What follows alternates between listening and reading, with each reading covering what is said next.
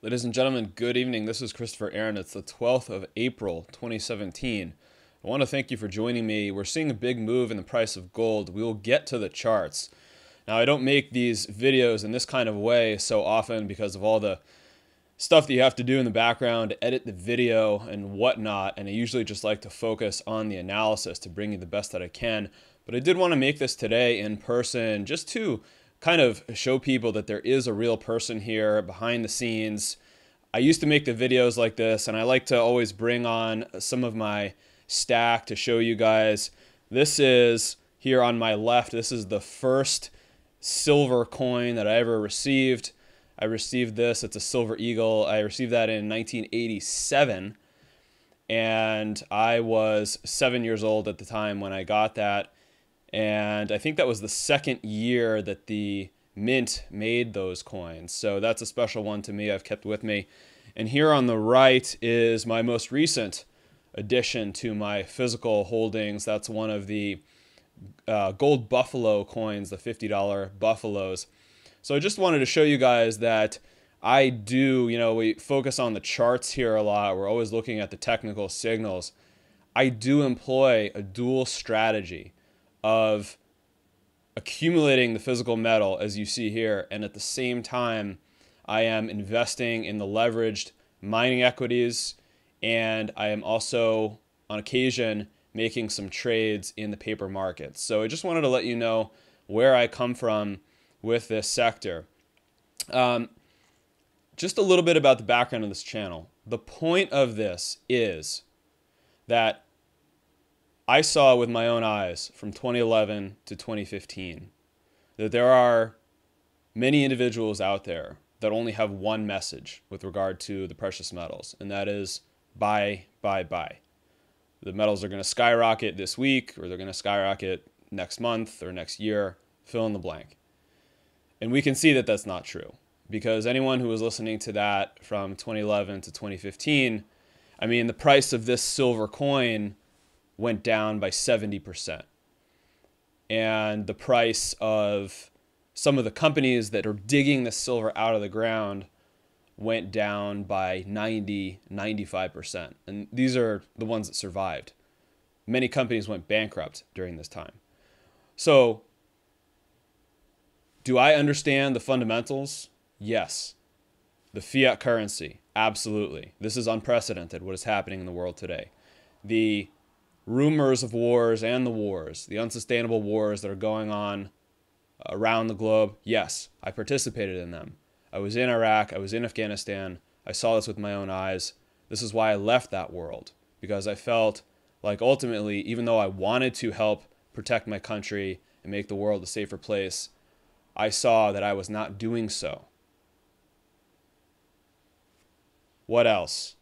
Bailouts, negative interest rates. Absolutely. All these things are going on, but the point of this channel is that the fundamentals are one thing, and the market can just move opposite of the fundamentals for an extended period of time.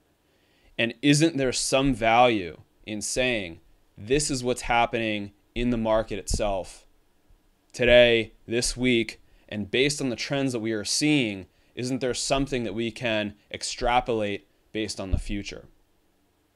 Now, people who say, oh, well, past performance has no indication for future performance. This is sort of the standard narrative in the investment world. I question that. As a technician, I really question that. I don't think the markets are random. I think there are patterns in the markets. The markets are a component of human nature, and humans move in patterns. I mean, as human beings, what else do we examine in the world? What else do we form conclusions about that is not based on the past, on patterns that we're observing in the past? Think about anything that you make a conclusion about for the future, whether it's your income that's going to be coming in throughout the rest of the year, whether it's the prices of groceries that you expect to pay at the store, whether it's what time is the sun going to rise tomorrow, how many people to expect at an event that you're planning. What is that based on? It's based on the history of those events in the past. So I believe that as human beings, this is something that we do. We examine the past and we make our best assessment of what to expect for the future.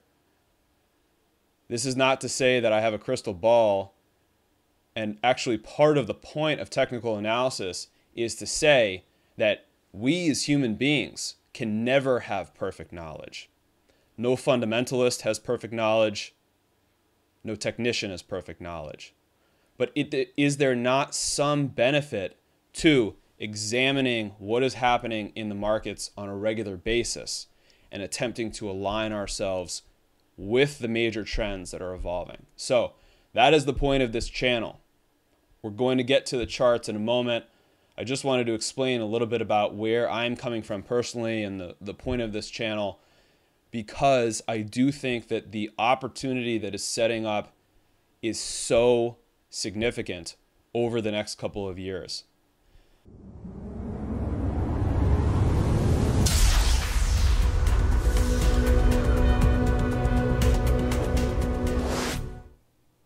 So the moves that we are seeing right now in gold are very important from a technical basis. We're seeing the breakout above that resistance level that I was talking about this time last week. If you have not watched the last video, you may want to go back and do that because you'll see exactly what I was talking about. Notice as soon as we broke above this 1260, 1265 region, we have seen continued strength in gold. This is spot gold we were talking about. And a nice little bump up, strangely, after the close of the COMEX here. So this is in the electronic access market in New York, and then basically holding on to those gains thus far in Asia. This was due to a drop in the dollar. I'm not going to bring up the dollar chart right now. Suffice it to say, there was a nasty little drop in the dollar at the end of the day today, and you just saw this last pop here in gold about another $10 higher. It doesn't matter what the reason is. The point is that we were anticipating this on the charts last week, and let's see how this plays out going forward. Let's switch over and look at silver. Now, silver, you will notice, is lagging gold at this point. The relative high that we were looking at around this 1850 level is the same level that was hit back in early March. So gold has made a new high for this move. Silver has not. So there are a number of people who will come out at this point and say, well, silver is not confirming the move, therefore the entire move is false, therefore precious metals are going to crash, blah, blah, blah. This is wrong. Go back to, if you are interested in seeing an example where this is wrong, the exact same pattern set up at the beginning of the 2016 move, and I made a video discussing that at the time. We were watching the price of gold accelerate at that point after the 1045 bottom in late 2015. We were watching gold accelerate above 1100, above 1150, above 1200, and silver was still stuck around that 1425 level, and people were coming out and saying, well, the move doesn't count because silver is not confirming it. And I was saying at the time, silver does not have to confirm every single move on every single time frame. These are distinct markets, right? We know that still in this day, the majority of silver demand comes from industrial usage. So when there's weakness in the stock market, as we've seen over the last couple of weeks, silver can lag, and that is okay. If you were to go back and look at the 2001 to 2003 time frame, the beginning of a 10-year bull market, silver lagged for about 2 years. So don't let anyone tell you that just because silver is lagging over a short time frame that means that the entire move is suspect. We will eventually see silver catch up, and when it does so, it will do so on a leveraged basis, but there are merits, as you can see, to owning both metals at this time.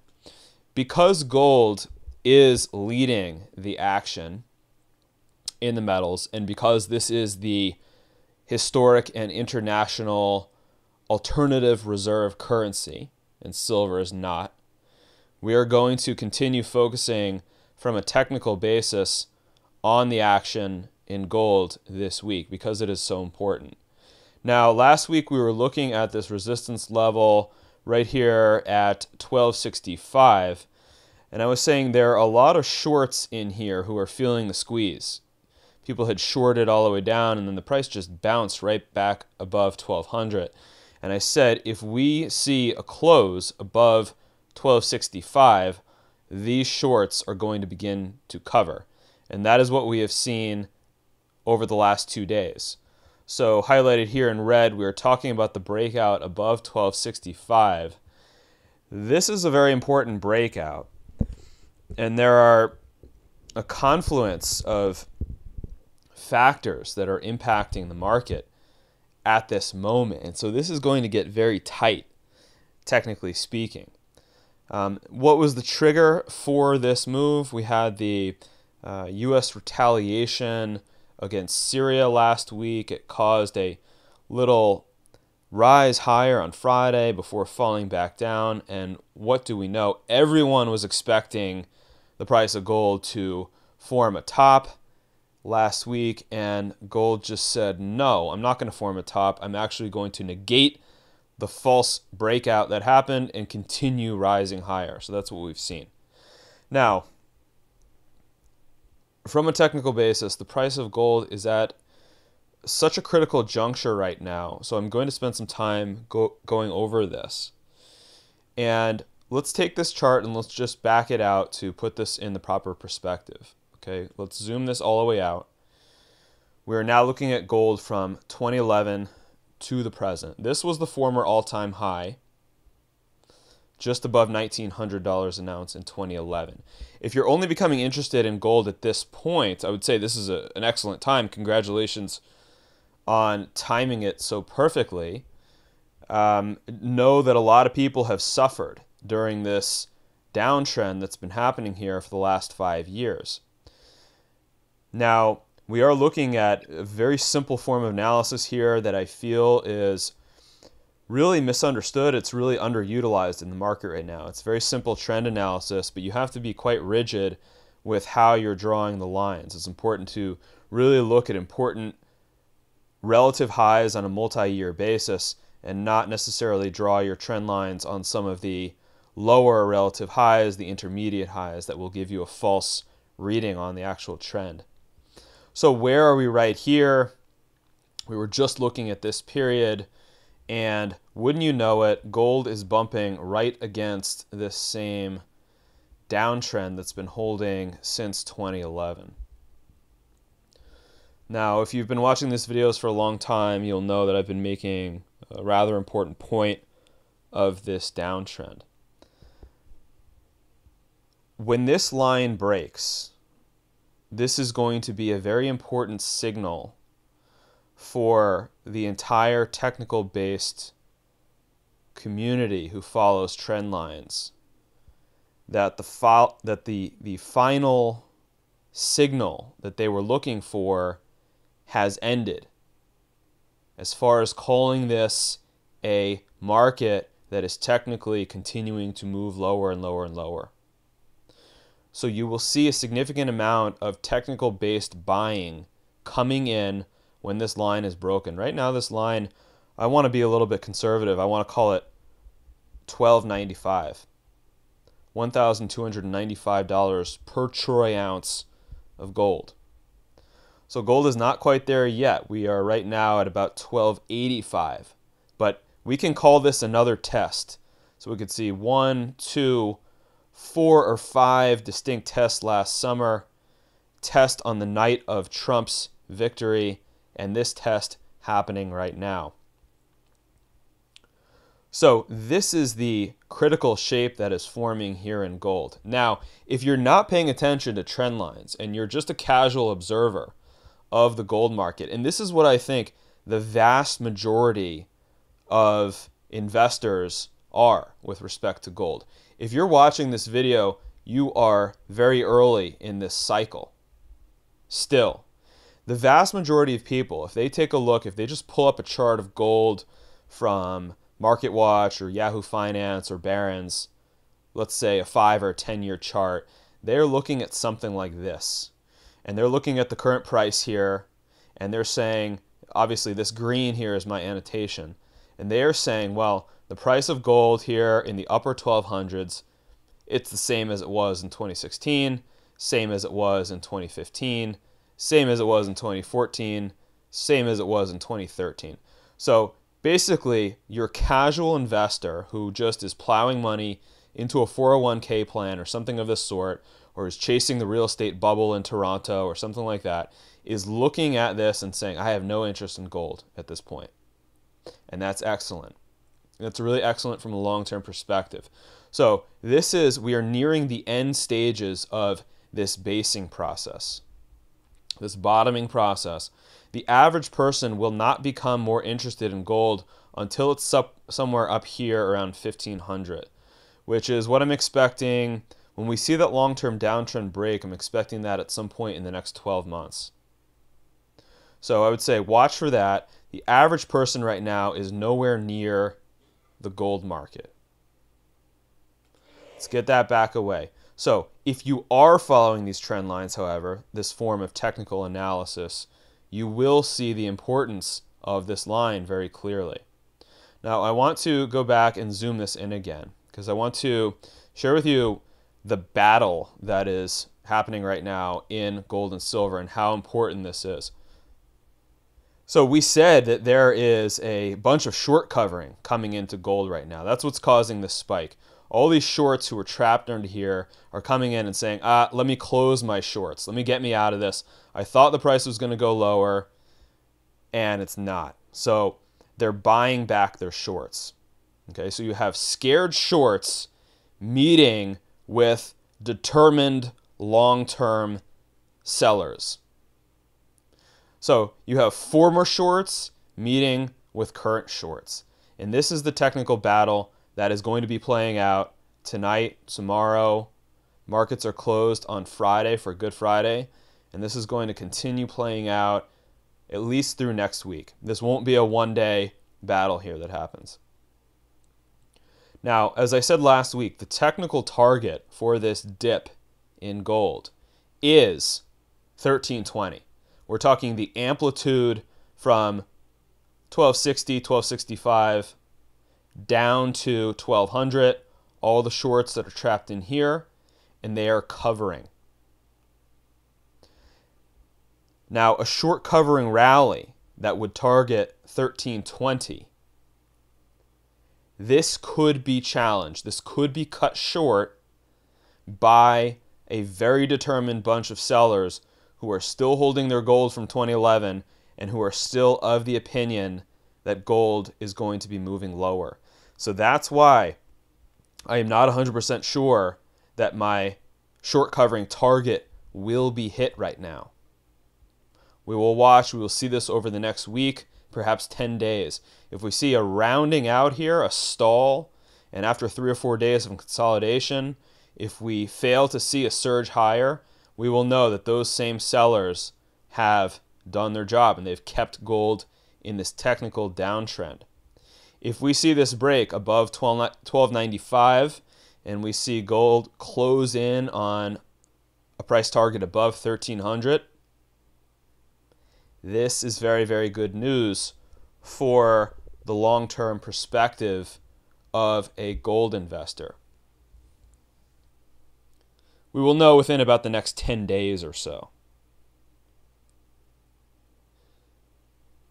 Now, what is going to happen? Let's assume that the short covering, and maybe there's some news that comes into play here with regard to tensions in Syria. There's a lot going on in North Korea. There's a lot of talk of Russia and the United States and tensions. Let's say one of these fundamental triggers causes a spike above this line and shorts continue to cover and we hit 1320. We break this long-term downtrend. What is this going to mean for the price of gold? Well, as a technical analyst, I would say I think there is a monumental trade coming up here. If you are so inclined to trade futures or options, I think there is a trade that's going to be probably the trade of a 3-year time frame that is setting up here. But I will tell you this, I do not think it's going to start when this target is met. If you've been following this form of technical analysis, if you've been following my work and some of the premium updates or some of the free articles that I publish, you will know that after an important breakout, I expect a very specific technical target to be met again before the continuation. I'm not going to give that away right now. I'm going to leave a little bit of suspense on this one. So the move that happens after this target, I'll just say again, I don't think it's going to be off to the races quite so soon. But I think the move that is setting up for perhaps midsummer, early fall 2017 is going to be the trade of at least the year, if not a multi-year time frame. So I'm preparing for that already, and I will be publishing more on that idea as we see this develop here. For now, just keep in mind, this is very important strength from the long-term perspective that we're looking at. Most people are not paying attention to this market right now. If you are a stacker,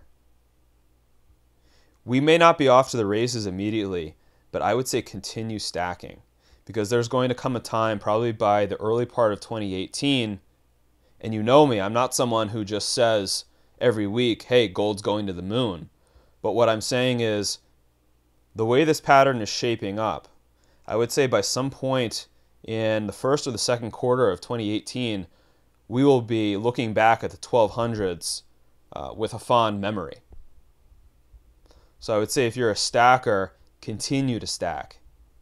If you're an investor, this is the time to be making your portfolio, getting your sail ready for the storm that is going to come that's going to be impacting the precious metals. And if you're a trader, I would say keep some of the trading capital on the sidelines, because there's going to be a big trade opportunity coming up probably in the next 1 or 2 quarters. I do provide premium weekly research for subscribers. You can find out more about that on the homepage. This covers physical gold and silver, the GDX, and individual miners, as well as all the buy and sell signals that I am using here with my own money. If you have a unique perspective, or you would like someone to help review a portfolio or a strategy for accumulation, I do provide that on a one-on-one basis if you could use an independent perspective on that. I do thank you very much for watching. And I just want to say, if you celebrate Good Friday and Easter, have a lovely holiday. Really enjoy your break. The markets are going to be closed on Friday. It should be a nice time to just focus on other things in life and to have a rest. And I will see you this time next week.